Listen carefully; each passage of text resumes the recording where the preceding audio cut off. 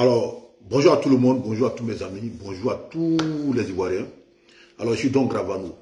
Je dis Gravano parce que c'est direct, là, je vais le faire. Et parler un peu de l'actualité, ce qui nous a animé ces derniers jours concernant le jugement ou bien le passage de celui qui doit libérer l'Afrique et qui se nomme Kone Souleymane dit Kone Gbagbo. Et on va parler un peu de l'incohérence des Gor. Voilà, je n'ai jamais vu quelqu'un qui est incohérent que les Gor. Et on va parler de ça. Vous savez, hier, quand les gars sont devant les téléphones, devant les iPhone ou devant les tablettes, ils disent, ouais, peuple d'Afrique, ouais, peuple d'Afrique, peuple de la liberté, peuple de... Maintenant, on dit non qu'il faut aller libérer l'Afrique, là. L'Afrique que tu dis tu vas libérer, là. Du joug de la France, là. On dit qu'il faut aller libérer l'Afrique. Tu rentres dans ton continent, tu vas libérer l'Afrique. Vous pleurez. Il y a d'autres mecs qui ont refusé d'aller au travail hier à cause de ça. Je n'ai jamais vu de mon existence, un parti politique où les gens sont incohérents que le FPI, que le PPAC. Bon, FPI, pour moi, c'est la même chose, là. Le parti de Laurent Gbagbo, là, je n'ai jamais vu un parti qui est incohérent comme celui-là. Donc hier, là, les gars sont partis au palais de justice qui a Port de Clichy. Ouais, une sous-timité, comment tu vois, à Port de Clichy. Et comme je l'ai dit dans une précédente vidéo, j'ai expliqué ici que non, que le cas de Kone Souleymane, du Kone Gbagbo, n'est pas un truc politique. Vous comprenez?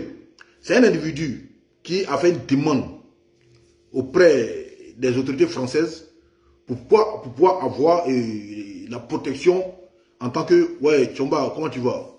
J'espère que tu vas bien. Qui a fait une demande auprès des autorités françaises ici, et pour pouvoir avoir un statut de réfugié. Et les gars ont statué sur son dossier, ils ont vu que non, qu'il ne remplit pas les conditions parce que son pays qui est la Côte d'Ivoire, et il n'y a pas de risque pour qu'il soit réfugié, et rien ne peut justifier sa demande de protection en tant que réfugié en France. Donc sa demande a été rejetée. Et à la suite, il a fait une seconde demande et qui a été rejetée encore à nouveau. Et donc l'individu qui est reçu, quand c'est comme ça qu'on rejette les demandes, les Français se donnent l'OQTF, c'est-à-dire que l'obligation de quitter le territoire français. Donc on lui a donné ça, de quitter le territoire français. Et le gars, il est là. Il continue de vivre sur le territoire français comme de manière clandestine. C'est-à-dire que Souleymane Gbagbo, que vous connaissez, c'était un clando. Hein, c'était un clandestin. Et quand on dit les clandos, là, ouais, il était dans ce lot-là. Et c'est son collègue qui était bien connu, c'est ton frère. Tu veux pas, c'est ton frère. Tu vois. Ouais, c'est le golfa, le col de quoi tu vois. Ouais, le maillot de la joie. Tu vois. Et le gars, il était en France en tant que clandestin. Et moi, honnêtement, je vous le dis honnêtement, j'aurais souhaité que ces gars-là, on les rapatrie. Moi, c'est pas de l'hypocrisie. Hein. Moi, j'aurais souhaité que ces gars-là soient rapatriés. Parce qu'il a des vidéos ici où lui, il dit son souhait, c'était de voir certains gars qui défendent la cause du LHDP. Il souhaitait qu'on rapatrie ces personnes-là. Voilà, que lui souhaitait qu'on rapatrie Bob Sidibé, un certain camarade Dama, que lui, son souhait, que ces gars-là n'ont pas papier, alors que lui-même n'a pas papier. Toi, t'es sans baisse. Et en dépit, parce qu'en France, il y a des gens qui sont sans papier, hein, mais qui travaillent, à qui on n'a même pas demandé de quitter la France. Mais lui, il est sans baisse, et en plus de ça, les Français ne veulent même pas sentir son odeur. On dit qu'il faut quitter la France. Ouais, mon vieux Bassaro, comment tu vas? Ouais, mon formateur, j'espère que tu vas bien. Hein? Ils ont dit lui-même n'a qu'à quitter la France même. Hein? Maintenant, son jugement d'hier, là, il faut que moi-même j'étais dans ce loup-là. Hein. Ouais, on a sur la toile, on écrit des trucs, tout ça. Mais la réalité est que son jugement hier, là, les gars, après que le juge ait prononcé, les gars ont commencé à fêter de partout. Ouais, Bakoune est libre. Ouais, il a gagné. Bon. La liberté, ça dépend de tout un chacun. La compréhension de la liberté, ça dépend de tout un chacun. Chacun a sa manière de comprendre les choses. Ok? Et au préalable, nous qui étions pour ça, et pour qu'on puisse... Ouais, Dolan, comment tu vas? Nous, on était pour qu'on le rapatrie. C'est-à-dire que pour nous, là, nos souhaits, là, c'est-à-dire que quand ils sortent du palais de justice, on le met dans chaque heure en même temps en direction Côte d'Ivoire. Il n'est qu'à rentrer dans son pays. Il n'est qu'à aller dans son village à Wongé. Il n'est qu'à partir où il veut. Nous, là, c'est nos souhaits. Maintenant, c'est proche du...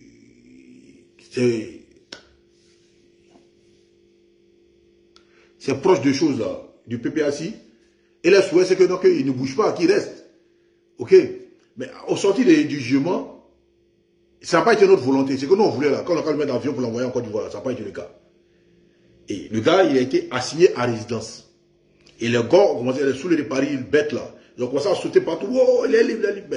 C'est-à-dire, la liberté, ça dépend de quoi tu comprends. Bon, quelqu'un qui est assigné à résidence, c'est pas une liberté, tu n'es pas libre. Tu n'es pas libre. Ouais, là, je me dis, du coup, j'espère que tu vas bien. Tu n'es pas libre. C'est-à-dire que quand tu es assigné à résidence, tu donnes une adresse. Ou ton avocat donne une adresse, tout ça, où tu seras, où tu vas, où ça sera ton lieu de résidence. Et tu es là-bas, tu as assigné. C'est-à-dire que tes mouvements à l'extérieur, là, c'est impossible. Tu es là, pendant un moment, tu es sous protection de la police. C'est-à-dire que la police est là, ils ont les yeux sur toi. Tu ne peux pas sortir, tu ne peux pas vaguer à tes occupations. Il y a des choses que tu faisais avant, tu ne peux pas le faire. Même ceux qui criaient hier au palais du juge, oh, il est libre, il est libre, il est libre. Ouais, mon vieux, Basilou, comment tu vas? J'espère que tu vas bien. Ils disent qu'on a été. Eux-mêmes, là, ce qu'ils font, là, toi, tu peux pas le faire. Donc, tu es chez toi, tu es calé chez toi. Et il y a d'autres même qui ont des bracelets au pied, comme Nicolas Sarkozy, par exemple, l'ancien président. Mais c'est une sorte de condamnation où tu es actuellement en entendant un autre procès.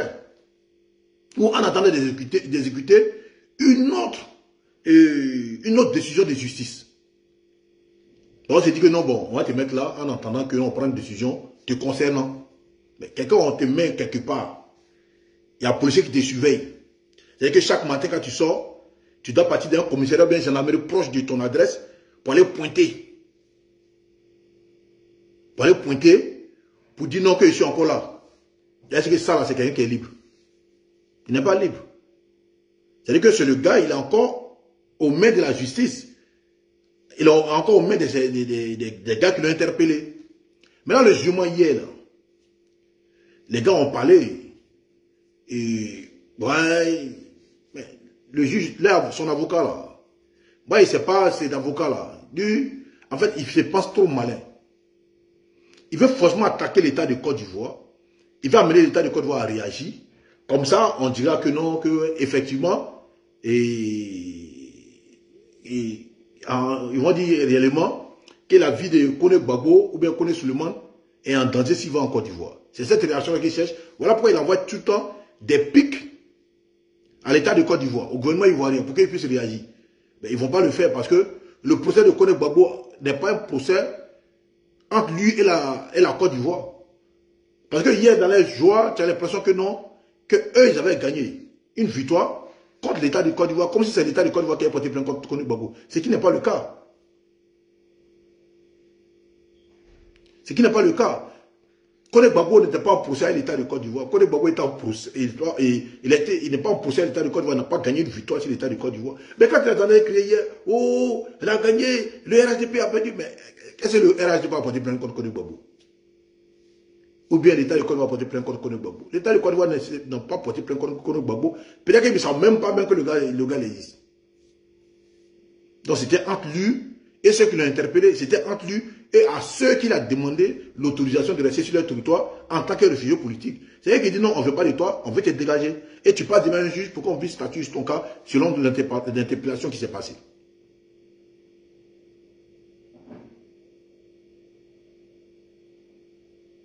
Ouais, tu as dit quand tu... Moi, je connais les gens qui ont eu le QTF. Mais, hey, après la situation s'est arrangée. Mais quand on t'interpelle, là, quand on va te soulever, et puis on t'envoie dans un camp de rétention administratif, là. Champion, c'est pas facile, hein. Parce que dans ce qu'il est là, hier, là, ils ont dit non, qu'il t'a signé à résidence. Les gars ont fêté, ils ont cassé, ils ont pété les champagnes, tout ça, comme si le gars était libre. Alors qu'eux, ils sont chez eux à la maison. Mais lui, Gbagbo le connaît, il ne va pas chez lui à la maison. Ou bien l'adresse qu'il a donnée, c'est là-bas, il va partir. Il ne peut plus se mouvoir, il est dans un coin restreint, qui est sa résidence, et il est surveillé, il doit le pointer. Tous ses faits et mouvements sont suivis à la lettre. Parce que les gars, parce que quand tu as signé à résidence, ça sous-entend quoi? Que tu es une menace pour la sécurité à l'extérieur de ton lieu de résidence. Ou bien tu es une menace à l'ordre public pour ton lieu de résidence. Mais quelqu'un qui a tous ces petits délais qui te suivent là, est-ce que ça, c'est quelqu'un qui est libre? Tu dis non, il est libre. Il a gagné, mais il a gagné parce qu'on n'a pas extradé. Mais pas, ça ne voudrait pas dire qu'on ne peut pas le rapatrier à tout moment. Parce que je connais des gens ici qui étaient assignés à résidence. Et puis ceux-là, dans les démarches, ils vont pointer, ils vont pointer, ils vont pointer. Et puis un matin, on les a pris, et puis on les a balancés. Maintenant, lui, dans son cahier, là, au moins, il est en train de fêter, qu'il a signé à résidence, d'après eux, qu'il a gagné, qu'il est libre. Il y a d'autres gens qui ont dit sinon que le juge a tranché, que Gbagbo Laurent a acquitté de tous les délits. Mais il pose la question, mais qui a porté plainte contre lui? Et puis ça devient un délit. Moi, je ne comprends pas. Les gars sont dans le fanatisme jusqu'à ils perdent la raison. Il y a d'autres gens qui ont écrit, ouais, le juge a tranché, Gbagbo Koné a acquitté de tous les délits contre lui. Gbagbo Koné, et ils ont jugé, il a été accusé, mais qui l'a accusé de quoi? Moi, je ne sais pas. Personne n'a porté plainte contre lui. Il n'est pas accusé de quelque chose. C'est entre lui et l'État de France, entre lui et l'administration. L'administration qu'il allait voir pour demander une protection de l'État de France en tant que réfugié politique. Et on dit on ne te donne pas, on dit il faut quitter le territoire. Tu dis qu'il quitte pas, ils sont allés t'attraper, ils disent non, on t'est jeté. Mais dans ça là, il a quitté de quoi? C'est quand on va porter plainte contre toi. Pour un délit. Et puis on te prend, et puis on va te juger pour le délit pour lequel la plainte a été portée. Lorsqu'on t'acquitte là-bas, là on peut te dire que tu as acquitté de tous les délits qui étaient contre toi. Tu as acquitté des accusations qui ont été portées contre toi. Mais ce n'est pas le cas de Gbagbo. C'est pas quelqu'un, je ne sais pas. Non, son juge là, il vient s'arrêter et il dit non que Gbagbo connaît quoi là même et son enfant va à l'école ici. Il me dit pour la question, mais est-ce que ce gars-là, est-ce qu'il est normal? C'est Senda ou bien quelque chose. Il me dit, est-ce qu'il est normal? Et ils vont même dire que non, que Gbagbo connaît la femme est française, son enfant est français, qui est faux. Et un enfant qui n'a pas reconnu ne peut pas être ton enfant. Et puis Gbagbo connaît, ce n'est pas parce que son juge là, l'avocat là, si moi j'étais en face de lui, il allait poser la question. Hein? Ce n'est pas parce que, non, que j'ai pris un rendez-vous à la préfecture de police que ça fait de moi quelqu'un qui est en situation régulière. Parce que je suis allé, j'ai pris un rendez-vous à la préfecture de police pour que, selon les documents demandés, on puisse statuer sur mon cas pour me donner un titre de séjour ou un titre de résident. Mais je prends le rendez-vous. Le rendez-vous là, on le prend en ligne. Tu payes pour prendre le rendez-vous, non? Mais les blancs vont pas dire non, je ne vais pas prendre le rendez-vous. Maintenant, je prends le rendez-vous là, je vais à la préfecture de police. Et quand j'arrive là-bas, on peut me refuser l'obtention de ce document-là. Le titre de séjour, on peut me le refuser. Il y a plein de gars qui sont partis à la préfecture de police, qui ont pris un rendez-vous à la préfecture de police. Et puis la demande n'a pas été acceptée. Mais ça ne veut pas dire que non, qu'ils sont en situation régulière. Mais l'avocat là, il a regardé les bords rassemblés autour de lui. Et puis il a dit que non, que Gbagbo Koné a un rendez-vous en septembre. Du moment que la préfecture lui a donné rendez-vous en septembre, ça voudrait dire que non, que Gbagbo Koné est en situation régulière. Mais comment quelqu'un qui est dit avocat, et puis vous regardez dans les yeux, et puis vous dites ça, et puis vous acceptez, vous applaudissez. Pour moi, c'est un manque total de respect pour votre intelligence. C'est un manque total de respect pour votre intelligence. Ce n'est pas parce que j'ai rendez-vous que non, qu'ils sont en situation régulière. Et puis, au préalable, avant ces rendez-vous, ils ont donné au QTF de quitter le territoire français. Donc, Gbagbo Koné est en situation irrégulière. Mais l'avocat a regardé les gars qui disent que nous sommes des moutons là, les regardé dans les yeux, puis il a dit que Gbagbo Koné est en situation régulière parce qu'il a pris rendez-vous. Et puis la préfecture a répondu favorablement à son rendez-vous. Donc, de ce fait, puisqu'il a rendez-vous en septembre, ça voudrait dire qu'il est en situation régulière. Non, on ne comprend pas français peut-être. Sinon, c'est pas parce que non, je vais aller passer un concours que je suis déjà admis au concours. Non. Je vais passer un concours. Les jeunes vont aller passer un concours. Mais ce n'est pas que je suis déjà admis au concours. C'est deux choses différentes. Maintenant, pendant que Gbagbo Koné est en train de faire ses papiers, ses documents, trucs pour quitter le centre de rétention administrative, mais le procureur a fait appel contre la décision du juge qui voulait l'envoyer dans le centre de rétention et qui voulait la signer en résidence. Donc, la décision du préfet et de la juge est caduque, selon l'appel du procureur. Donc, Gbagbo Koné, là où on parle, là, il est encore dans son centre de rétention administrative. C'est-à-dire qu'à tout moment, il peut être jeté, ce qui est mon souhait d'ailleurs. Parce que lui, il a dit son souhait qu'il y a des gens qui l'ont menacé, que dans lui, il allait porter plainte. D'ailleurs, il ment. Et il se moquait de ces gens-là, que les gens n'ont pas papier, que ces gens-là seront traqués et puis seront rapatriés. Donc, mon souhait, c'est que ces gars-là soient rapatriés. Comme ça, le mal qu'ils souhaitent aux gens, Que dans lui aussi, ça l'arrive. Qu'on le jette aussi. C'est le vrai point. Maintenant, ce qui m'étonne chez les Gore, c'est l'incohérence là. Vous n'aimez pas la France, vous faites quoi en France? Vous criez tout aussi. Ouais, la France. Là, tout ce qui est mauvais là, c'est la France. Mais on vous dit maintenant, quelqu'un qui dit que non, vous d'après vous faites l'apologie de la Russie. Vous soutenez l'AEF. Je ne sais pas si Gbagbo maintenant est quel symbole pour vous. Parce que tout ce qui est en France, ça vous énerve. Non, la France vole l'Afrique. Bon, je n'ai jamais vu une incohérence, une inculture plus élevée que ça. Des gens qui vont dire que non, que ça, l'Afrique, la France ne va pas vivre. Mais dans ce cas-là, si c'est la France c'est l'Afrique qui fait vivre la France, mais restez en Afrique là-bas maintenant pour vivre, que de venir ici. Je n'ai jamais vu une incohérence plus que ça, une inculture plus élevée que ces raisonnements-là. Et quand tu entends ça de la bouche de certaines personnes qui te disent cultivé ou bien intellectuel, tu dis, mais il y a un problème. Vous trouvez que c'est la France qui vole l'Afrique. Tout le malheur de l'Afrique, c'est la France. La France est comme ça, ce n'est pas un pays des droits. La France est ainsi. Maintenant, on vous dit de rentrer en Côte d'Ivoire, votre pays, vous refusez d'aller travailler, vous levez plus de 30 personnes pour aller remplir, pour aller rejeter des gens, parce qu'on veut extrader un des vôtres dans son propre pays. Moi, je ne comprends pas cette incohérence-là. Ah, donc la France, là, c'est un bon pays. C'est bon, vous voyez tout ce qui est mauvais, vous mettez ça sur la France. Maintenant, on dit, mais il faut rentrer maintenant pour aller libérer l'Afrique. Vous pleurez. Bao Koné, il s'est mis à pleurer. Il a pleuré hier, Bao Koné, dans la main des gens. Lui seul, il est là. Tu mets Ignam dans son ventre, ça cuit. Quelqu'un qui soutient la Russie contre la France, d'un pays où tu vis. Quelqu'un qui soutient l'AES contre la France, d'un pays où tu vis. Maintenant, on te dit, il faut quitter le pays où tu vis, là, que tu n'aimes pas, là. Tu pleures. Mais ça, là, il faut être gore pour être incohérent jusqu'à ce niveau. Maintenant, quand tu leur demandes maintenant, toute la majorité des Gore, là, ils sont ici en France. Et tous sont en France ici. Ceux qui sont sur les réseaux sociaux, les osmos ou bien quoi là même là, vous criez, vous insultez la France, tout ça. Mais pendant ce temps, vous courez derrière les papiers des gens. Il y a un pays que non, vous n'aimez pas. Vous dites que non, vous n'aimez pas la France, que c'est la France qui met l'Afrique en retard. C'est la France qui met, et vous êtes des panafricains selon vous. Mais tous ces panafricains, et tous courent derrière les papiers de ces mêmes pays qu'on appelle la France. C'est le même gars qui emmène les gens ici là. Je suis panafricain. Et tous courent derrière la nationalité d'un pays, selon vous, qui veut tirer vers le bas.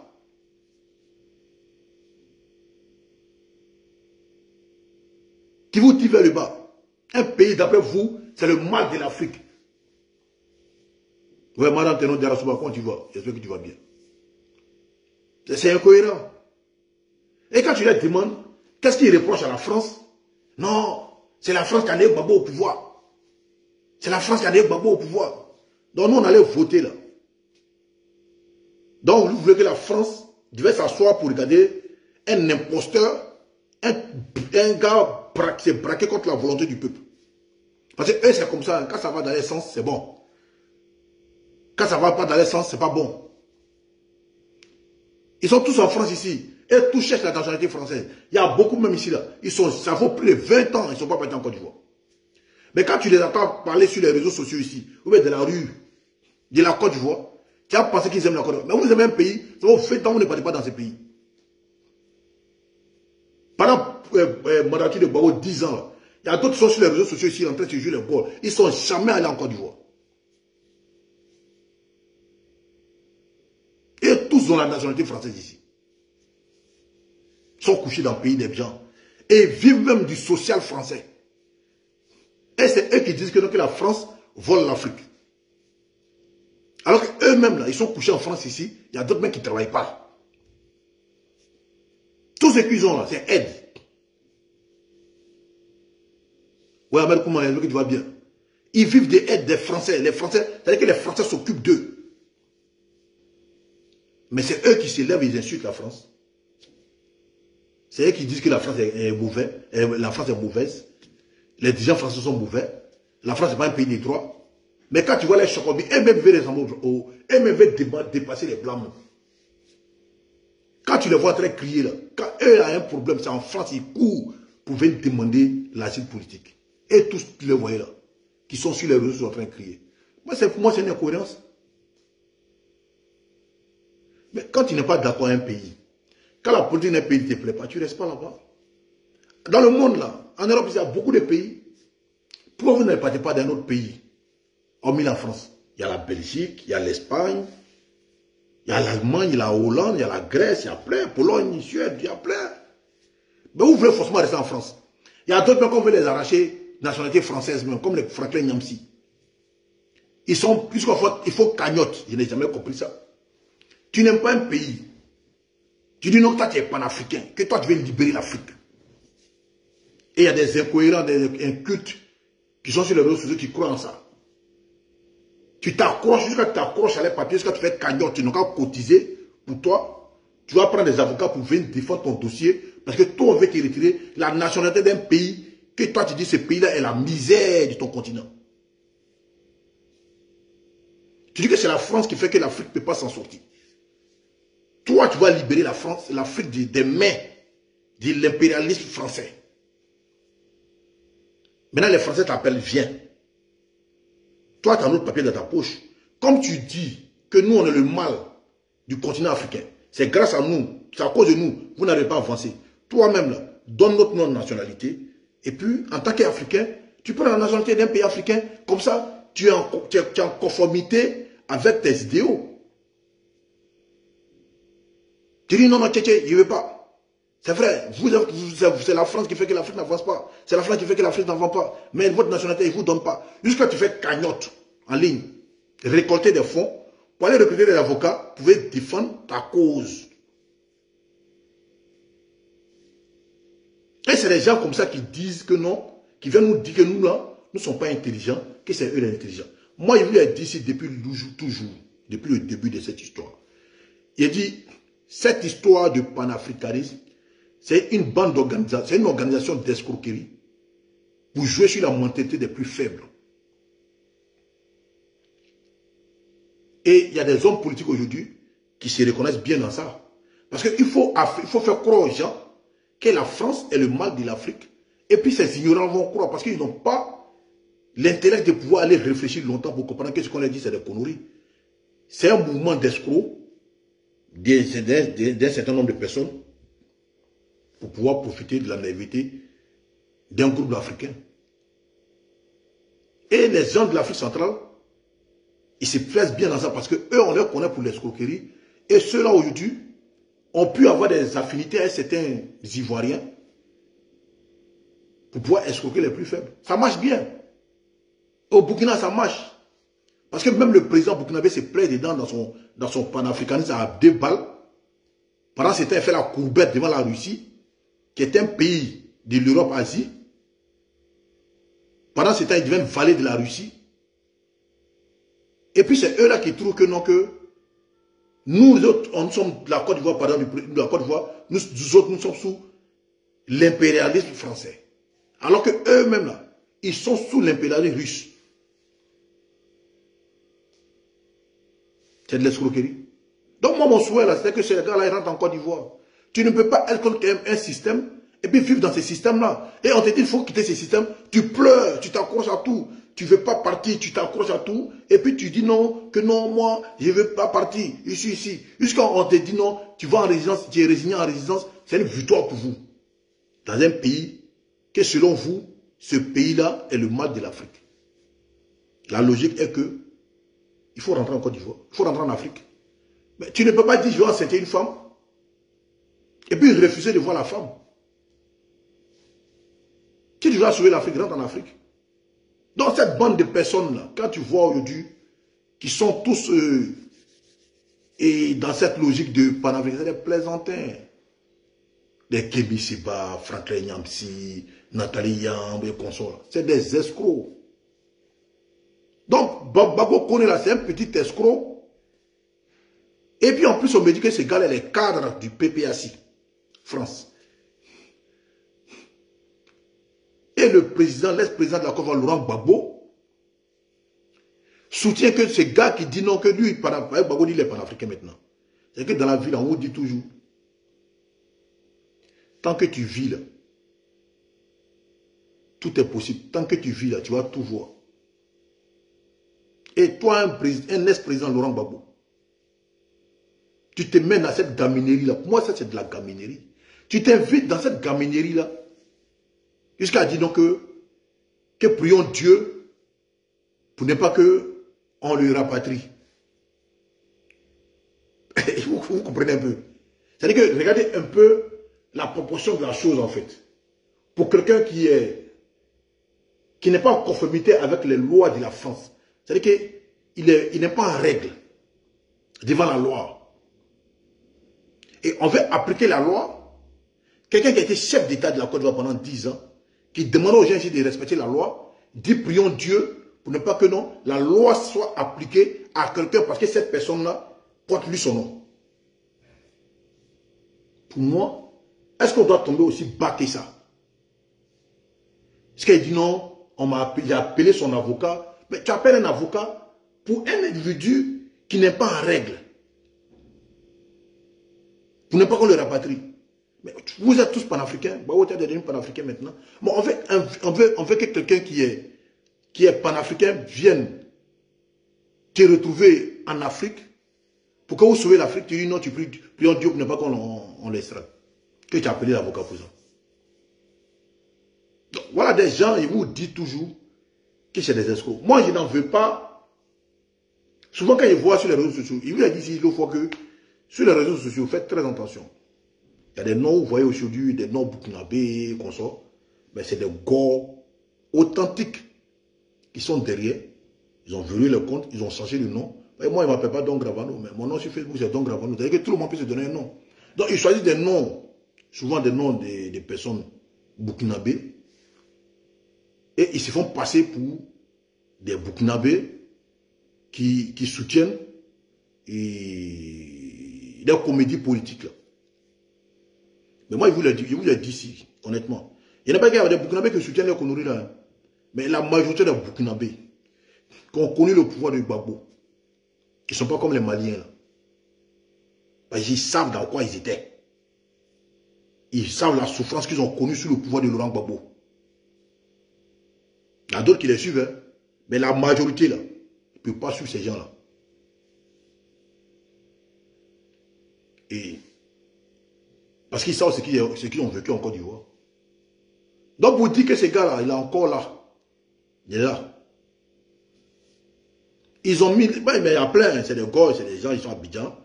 Ils ont créé des profils, un logo de l'AES. Et pour eux, il faut combattre le pouvoir du président Ouattara coûte que coûte. Mais moi, j'ai honte pour cette opposition-là.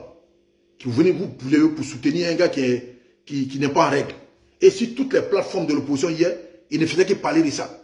Gbagbo connaît. Il y a un même qui est aux États-Unis. Lui, ça vaut plus de 30 ans, il est là-bas.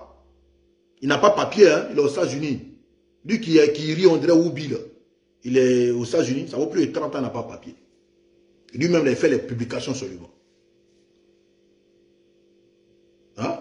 Il fait des publications seulement. Sur cette histoire de Gbagbo Koné. Comme si c'était un fait, voilà, comme si ça pouvait déranger le pouvoir. Il a posé la question à un hier, il dit, mais, qui soit le pouvoir là, ça change quoi dans le pouvoir du président Ouattara? Vous avez crié ici quand Gbagbo est sorti de la CPI, là. Que non, Gbagbo rentre encore pour aller prendre le pouvoir avec le président Ouattara. C'est ce jour-là, il a compris encore que vous n'êtes pas des personnes intelligentes. Quelqu'un va rentrer, Gbagbo, tellement pour vous, Gbagbo fait peur. Mais quand Gbagbo rentre encore, le président Ouattara, il était là. On me dirait qu'il ne savait même pas si quelqu'un était là. Si Gbagbo a peur de quelqu'un en Côte d'Ivoire, là, il connaît Alassane Ouattara. Donc, dès qu'on a compris que Gbagbo va rentrer, Gbagbo rentre en Côte d'Ivoire, Ouattara chaud. Des gens, et puis c'est eux qui traitent tout le monde de moutons. Des gars qui sont en déphasage avec la réalité. Ils ont fini à l'incohérence. C'est-à-dire que le summum de l'incohérence, c'est eux. Et hier, il y a eu sur des panels là des femmes bêtées. En train de dire que Gbagbo connaît même là que c'est un infiltré du RH et du RHDP. Et des femmes, des vieilles femmes quoi, qui pensent que non, que l'histoire de la Côte d'Ivoire se limite à la porte de leur village. Parce que, en réalité, moi je vous le dis, cette opposition-là, elle ne sait plus à quel sens se vouer. C'est une opposition désespérée. C'est une opposition qui est désespérée. Une opposition qui s'accroche à tout là, c'est qu'elle ne sait plus où mettre la tête. Et c'est plus où mettre la tête. Parce que des gens même qui ont problème dans l'AES là-bas. C'est-à-dire que le Mali a ses problèmes. Le Niger a ses problèmes. Le Burkina a ses problèmes. Et mais ils n'ont pas encore fini la misère qui sévit chez eux là-bas. Parce que contrairement à des gens là, contrairement à ce que les gars pensent, les problèmes de ces pays-là n'est pas un problème typiquement militaire. Il y a l'aspect militaire qui est là, de la défense territoriale par les militaires. Mais la vie d'un État, ça ne se limite pas seulement à l'armée.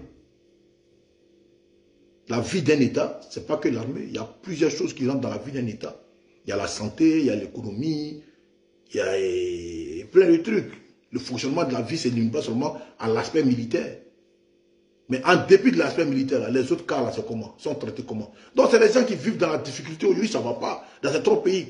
Et ces trois pays, en temps de stabilité, c'est des pays qui sont en difficulté financièrement. Parce qu'ils n'ont pas eu...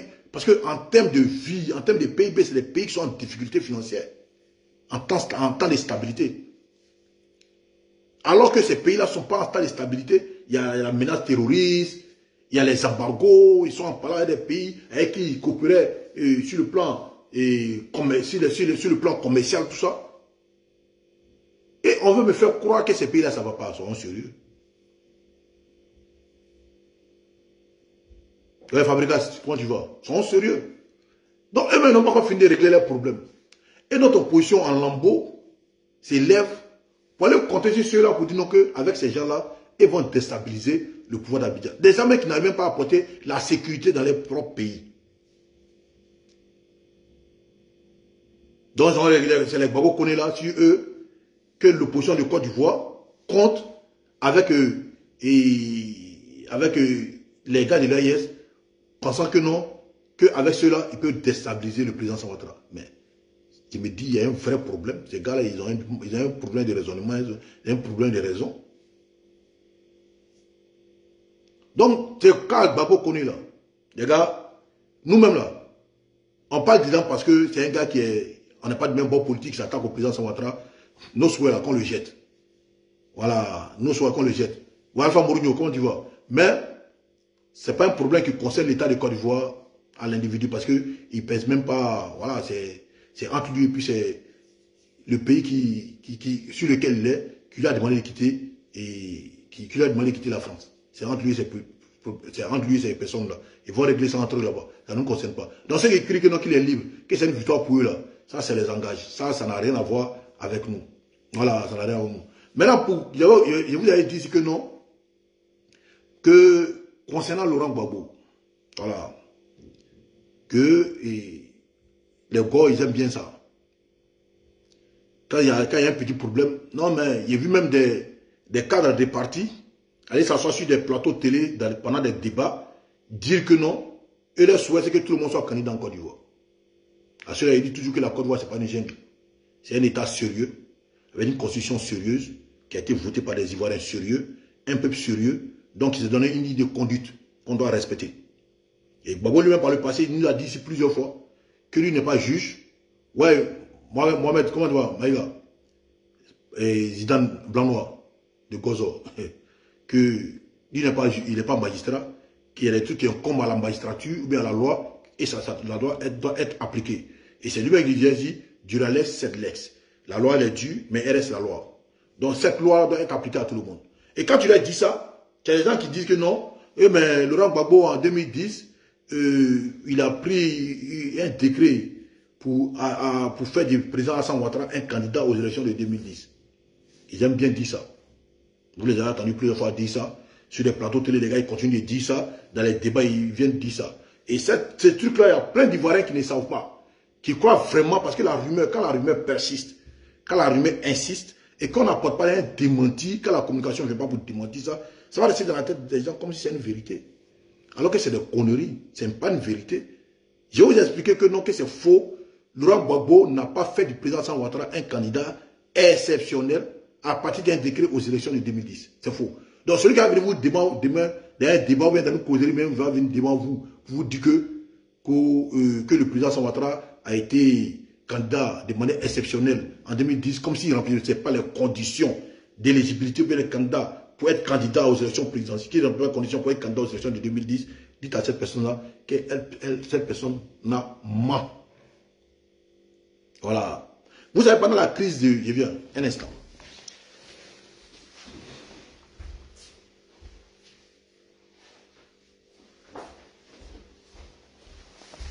Voilà, je suis à vous. Vous savez, pendant la crise militaro-civile en Côte d'Ivoire, alors, en 2000, les élections devaient se faire en 2005. Et la crise militaro-politique, c'était en 2002, 19 septembre 2002. Et en 2005, on est allé, normalement, on devait organiser des élections pour élire le nouveau président de la République de Côte d'Ivoire. Et pour trouver une solution à la crise, il y a eu plusieurs fois ils sont partis dans certains pays pour se consulter entre l'État de Côte d'Ivoire et la rébellion et les pays de la CEDEAO et certains pays pour pouvoir enclencher un dialogue de paix, pour pouvoir trouver une solution définitive à la fin de la crise. Et ils sont partis, je crois, ouais, Afrique Éveil, Mani, Côte d'Ivoire. Ils sont partis en Afrique du Sud. Je crois que c'était, la crise était en 2000, et les élections devaient se faire en 2005. Donc c'était si j'ai bonne mémoire, c'était quand la même, c'est fonction publique, ils sont partis, je crois qu'ils sont partis en Afrique du Sud. Ils sont partis en Afrique du Sud, c'était en 2003. Et là-bas, Laurent Gbagbo avait effectivement demandé que pour les élections de 2005, tous ceux qui sont là, qui participaient au débat, ou bien ceux qui sont là en 2006, ceux qui sont à la table de négociation pour trouver une solution à la sortie des crises, ouais, crise Carl, comment tu vois? Donc ces personnes-là sont déjà éligibles aux élections de 2005. C'est-à-dire que, contrairement aux autres, là, ceux qui sont là, qui participent au débat, qui participent ces personnes-là, sont déjà éligibles, les accords de Pretoria, sont déjà éligibles aux élections présidentielles de 2005. Vous comprenez? Mais malheureusement, les accords de Pretoria, donc, malheureusement, les élections n'ont pas pu avoir en 2005. Et alors, il y a eu les accords de Makoussi et consorts. Et dans les mêmes accords de Makoussi, il a été décidé que non, que les mêmes personnes-là, c'est-à-dire que chaque parti politique qui participe à la sortie des crises, les candidats qui vont choisir, ces candidats sont déjà éligibles sans même passer par, qu'on appelle le Conseil constitutionnel. Ces personnes-là sont déjà éligibles aux élections à venir. C'est-à-dire que les élections de 2010. Vous comprenez? Donc, il devait seulement présenter un candidat, c'est-à-dire le parti de Gbagbo, qui était le FPI, qui était devenu la majorité présidentielle LMP. Le RDR doit avoir son candidat, le PDCI doit avoir son candidat, le MFA doit avoir son candidat, l'UDPCI et consort, tout le monde doit avoir son candidat. Donc tous ceux qui participaient au débat devaient avoir un candidat, mais ce candidat-là n'avait pas besoin forcément de remplir les conditions d'éligibilité, mais il était déjà admis d'office, à participer aux élections à venir. C'est le décret que Gbagbo lui a pris. Alors, le Conseil constitutionnel lui a dit que non, toutes les personnes qui sont là, selon les lois que vous connaissez, la Cour des hommes la Cour de droits de l'homme et tout ce qui va avec, que tous les hommes sont égaux devant la loi. Donc, il ne doit pas avoir des candidats qui ne doivent pas remplir les conditions aller aux élections, et à d'autres candidats, on va les demander de remplir les conditions, alors que nous sommes tous égaux devant la loi. Et nous avons les mêmes droits. Voilà ce que la Cour constitutionnelle a décidé. Donc, on leur demande maintenant de venir déposer le dossier de candidature, de venir déposer les documents qui vont te permettre de candidater, c'est-à-dire extrait de naissance, tout ce qui va avec, et puis ta cotisation. Maintenant, si tu ne remplis pas ces conditions-là, quel que soit ce que tu es, même si tu as participé au pourparlers de sortie des crises, si tu ne remplis pas les conditions, on va te décaler. Tous les partis doivent avoir un représentant. Maintenant, la Cour constitutionnelle dit que non, c'est pas comme ça. Nous sommes tous égaux devant le droit. Nous sommes tous, on a les mêmes droits en tant que citoyens, on est tous pareils. On est tous pareils.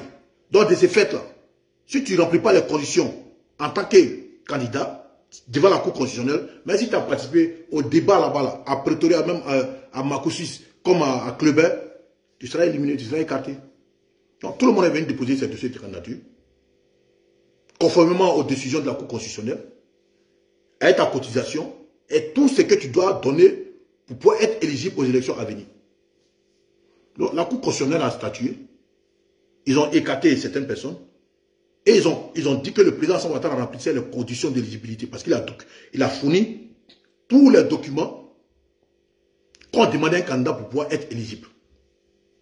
Donc c'est comme ça que le président Alassane Ouattara devient candidat en 2010, parce qu'il remplissait toutes les conditions d'éligibilité pour un candidat qui doit se présenter aux élections à venir. Donc, en quoi le président Gbagbo a fait du président Alassane Ouattara un candidat exceptionnel? En quoi un décret du président Laurent Gbagbo fait du candidat Alassane Ouattara un candidat exceptionnel? Parce que ça demande son décret là. La Cour constitutionnelle a rejeté ça. On dit non, c'est pas comme ça. Tous les candidats là, tous les Ivoiriens sont la même chose en droit. Et comme la Côte d'Ivoire est membre de la Cour des droits de l'homme, de ce fait, tous les Ivoiriens sont bien pareils. Et donc, si on doit se fier à cela, donc tous ceux qui doivent candidater en 2010, ça doit remplir les mêmes conditions. Il n'y a pas un candidat exceptionnel, il n'y a pas un candidat qui n'est pas exceptionnel. Ils sont tous pareils. Donc celui qui ne remplit pas, là, on le met à côté. Celui qui remplit, là, il va aller aux élections. Donc tous ceux qui ont été aux élections en 2010 remplissaient les conditions selon la Cour constitutionnelle. Donc il n'y a pas de candidat exceptionnel. Donc tous ceux qui viennent s'asseoir sur les plateaux télé ou bien dans les causeries qui disent que non, que le président Alassane Ouattara, que Gbagbo a pris un décret pour faire du candidat Alassane Ouattara un candidat exceptionnel là. Dites-leur que c'est des menteurs. Que le président remplissait les conditions d'éligibilité selon la Cour constitutionnelle. La Cour constitutionnelle a tranché en conformité avec les tests et lois qui régissent cette constitution-là pour faire de lui un candidat en 2010 parce qu'il était éligible. Point barre. Mais comme nos autorités n'aiment pas sortir pour apporter des démentis ou bien pour contredire certaines personnes, ces gens-là pensent que non, ce qu'ils continuent de dire est la vérité. Le président Alassane Ouattara, il le dit toujours et il va insister toujours dessus. Il n'y a pas en Côte d'Ivoire, parmi les leaders politiques, là, il n'y a pas un qui remplit les conditions d'éligibilité que le président Alassane Ouattara. Il n'y en a pas. Il n'y a pas un qui est plus ivoirien que lui. Il n'y en a pas. Parce qu'on se connaît. Entre nous, Ivoiriens, on se connaît. On sait qui est ivoirien, qui n'est pas ivoirien. Dans la famille, il n'y a pas vous tenir longtemps. Parce qu'en France, ici, nous, la rupture, c'est à 18h40. Je crois, à 18h48. Ça fait 17h48 en Côte d'Ivoire et ailleurs. Alors, comme il est 18h, il n'y a pas vous tenir longtemps. Et il voulait partager ce moment-là avec vous pour vous expliquer certains points. Pour vous dire, en résumé, que Johnny, comment on l'appelle, Gbagbo connaît le panafricain à 2 balles et encore au centre de rétention administratif, parce que le procureur a fait appel, et que ce gars-là n'est pas en procès contre la Côte d'Ivoire. C'est un procès entre lui et le pays à qui il a demandé de le protéger. Et ce pays te dit non, nous on ne peut pas te protéger, il faut que tu partes de nos sols. Et être assigné dans une résidence ne veut pas dire non que tu es libre. Gbagbo n'est pas un homme libre parce qu'il est encore aux mains de la justice française. Il est encore aux mains de l'administration française. Voilà, on peut dire ça comme il est encore aux mains de l'administration française. Quand tu es assigné en résidence, tu n'es pas libre. C'est-à-dire qu'à tout moment, on peut te jeter. C'est-à-dire que du moment que eux là, ils te disent non que tu es ici, c'est là que tu es. Tout est moment, tout est fait, les gestes sont suivis. Chaque lundi, ou bien, ils vont changer un jour, tu vas pointer à la police et puis tu reviens. Tu vas pointer et puis tu reviens. C'est que tu n'es pas libre. Contrairement à Soulé de Paris, sa bande qui criait, oh, Gbagbo connaît libre, il n'est pas libre. Parce que le Soulé qu'elle a fini, elle est partie boire ses cognac, il a fait ses vidéos dans la voiture, c'est que Gbagbo connaît ne peut pas faire. Donc, il n'est pas libre. Ça, c'est un fait. Et quand on leur dit que non, et c'est des plaisantins, tu peux être panafricain et puis avoir peur de partir en Afrique. Je vous ai toujours dit que c'est de l'escroquerie. Maintenant, ceux qui disent que le président Alassane Ouattara était candidat, qui n'ont pas fait Gbagbo un candidat exceptionnel, on ne fera pas de Gbagbo un candidat exceptionnel. Parce que lui n'a pas fait du président Alassane Ouattara un candidat exceptionnel. Le président Alassane Ouattara remplissait les conditions d'éligibilité. C'est ce qui a fait de lui candidat en 2010. Et Laurent Gbagbo a été condamné pour braquage de la BCEAO. Il a été jugé, il a été condamné. Et le président Alassane Ouattara, il a fait une grâce présidentielle. Et la grâce présidentielle, ça ne touche pas à ton casier judiciaire. Jusqu'à preuve du contraire, tu es libre, mais ta condamnation, là, elle existe toujours. C'est ça qu'on appelle une grâce. Gbagbo Laurent, pour être amnistié, ce n'est pas la compétence du président de la République. Il doit passer le Parlement. C'est-à-dire que l'Assemblée nationale qui doit statuer son cas pour qu'on puisse nettoyer son casier judiciaire, pour que sa peine, là, on nettoie, et puis il devient comme tous les autres Ivoiriens qui jouissent de leurs droits de citoyenneté. Et le cas de Gbagbo, Gbagbo ne jouit pas de son droit de citoyenneté. C'est-à-dire qu'il ne peut pas voter. Parce qu'un prisonnier ne vote pas.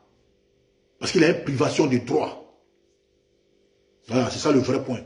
Donc ceux qui disent que si Gbagbo n'est pas candidat en 2025, et en 2025, la Côte d'Ivoire va brûler là. Vous êtes des plaisantins, il n'aura rien. Parce que vous n'êtes rien. Parce que la Côte d'Ivoire ne vous appartient pas. Voilà, comme je l'ai toujours dit, Laurent Gbagbo, le président Alassane Ouattara, et Thiam et autres là, c'est pas vous qui devez décider de l'avenir de la Côte d'Ivoire. Parce que la Côte d'Ivoire ne vous appartient pas. Ça appartient à nous tous. Si le président Alassane Ouattara ne remplit pas les conditions, il ne sera pas candidat. Donc si Gbagbo ne remplit pas les conditions là, il ne sera pas candidat. Point barre. Et puis la Côte d'Ivoire ne va pas brûler. Et la Côte d'Ivoire va toujours continuer d'exister. Parce que lui-même, Gbagbo créé là. On l'a vu ici pendant 10 ans. Qu'est-ce qu'il a apporté aux Ivoiriens? Rien, fouille.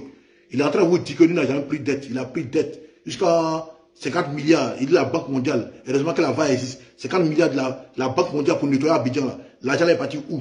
C'est une dette. Et Abidjan était la capitale la plus sale du monde. Sous le nom Gbagbo. Et ça, on n'a pas oublié. Ça, on n'a pas oublié. Il dit qu'il a construit un hôtel à Yamoussoukro. Il a construit une assemblée nationale à Yamoussoukro. Comme il montre l'assemblée nationale, là, ça n'existe pas. Gbagbo n'a jamais construit une assemblée nationale à Yamoussoukro. Il dit son ami du PDC, il a dit que bon, je vais construire un hôtel. Qu'il a construit l'hôtel avec lui avec des fonds propres, c'est faux. L'hôtel de Yamoussoukro a été construit par des Chinois. C'est un don de la Chine. Et les vases sont là, les vidéos sont là. Les vidéos sont là. C'est le seul président qui a dit que le goudron coûte cher. C'est le seul président qui a dit à Beauville qu'il n'y a pas de route. Le vrai problème dans Beauville, il n'y a pas de route. Et c'est le vrai problème de toute la Côte d'Ivoire.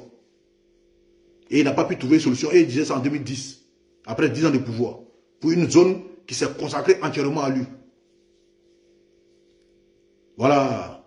Donc le miracle ivoirien, là, vous voulez ou vous voulez pas, c'est le président Alassane Ouattara. Et s'il est candidat en 2025, on va continuer avec lui, parce que c'est l'homme de la solution.